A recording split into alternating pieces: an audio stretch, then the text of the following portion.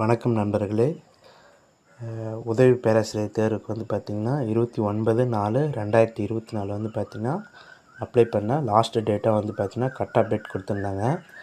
இப்போ நிறையா பேர் வந்து பார்த்திங்கன்னா டிஆர்பிக்கு ரெக்வெஸ்ட் வச்சதுனால அவங்க வந்து இந்த வீக்கெண்டில் வந்து பார்த்திங்கன்னா டேட் எக்ஸ்டெண்ட் பண்ணுற மாதிரியும் அதே மாதிரி அதில் எடிட் பண்ணுற ஆப்ஷன் கொடுக்குற மாதிரி சொல்லியிருந்தாங்க.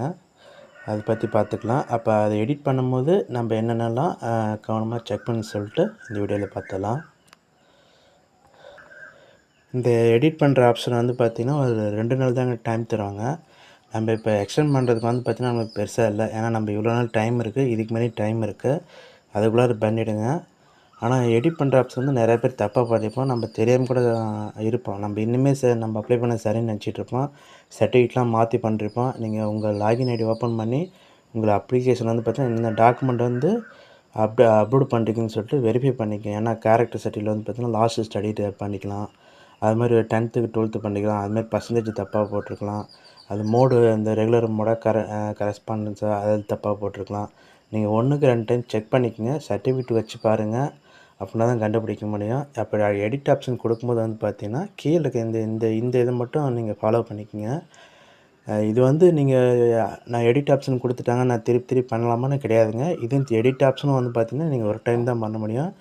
ஒரு இது கொடுத்துட்டு ஃபைனல் சப்மிட் பண்ணிட்டீங்கன்னா திருப்பி உங்களுக்கு எடிட் பண்ணுற ஆப்ஷன் வந்து வராது. அதனால் பார்த்து பத்திரமா பண்ணுங்கள். அதே மாதிரி இங்கே இன்னொரு விஷயம் கவனிங்கன்னா, இங்கே யாரெல்லாம் அப்ளை பண்ணி இதுக்கு அமௌண்ட் கட்டுறீங்களோ அவங்க வந்து பார்த்திங்கன்னா இதுக்கு யார் அமௌண்ட்டு கட்டிருக்கிறாங்களோ அவங்க வந்து இது அப்ளிகேஷன் வந்து எடிட் பண்ணிக்கலாம். ரெண்டாவது வந்து பார்த்திங்கன்னா நீங்கள் ஃபஸ்ட்டு பேஜிலேருந்து லாஸ்ட்டு பேஜ் வரைக்குமே வந்து பார்த்திங்கன்னா அந்த சப்மிட் இருக்குது பார்த்திங்களா, அந்த இதை வந்து கன்ஃபார்ம் பண்ணிக்கிட்டே வரணும். அதே மாதிரி கடைசியாக வரும்போது ஃபைனல் சப்மிட் பண்ணுறதுன்னு கொடுக்கணும். அப்படி நீங்கள் ஃபைனல் சப்மிட் கொடுக்காத பட்சத்தில் அதுக்கு முன்னாடி இருக்கிற டேட்டா தான் வந்து பார்த்திங்கன்னா அவங்க எடுத்துக்குவாங்க. அதையும் ஞாபகத்தில் வச்சுங்க. இல்லை நான் கரெக்ஷன் போட்டேன், அது கரெக்ஷன் ஆகலன்னு சொல்லாதீங்க தயவு செஞ்சு. ஏன்னா அப்ளிகேஷனை நம்ம செய்கிற தப்பு தானே தவிர அந்த சர்வரில் எந்த பிரச்சனையும் வராது அது.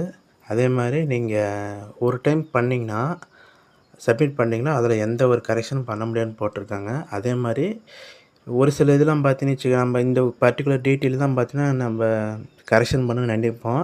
ஆனால் ஒரு சில இதெல்லாம் பார்த்தீங்கன்னா ஆட்டோமேட்டிக்காக ஃபீல்டு வந்து எம்டி ஆயிரும். அதனால் என்ன பண்ணுறீங்க, நீங்கள் கரெக்ஷன் பண்ணது மட்டும் இல்லாமல் மற்ற எல்லா காலமும் பூர்த்தி ஆகிக்குதுன்னு சொல்லிட்டு 1க்கு 2 டைம் செக் பண்ணிங்க. செக் பண்ணிட்டு அப்புறம் ஃபைனல் சப்மிட் கொடுங்க.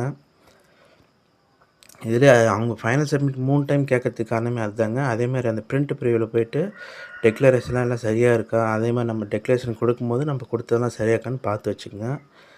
இங்கே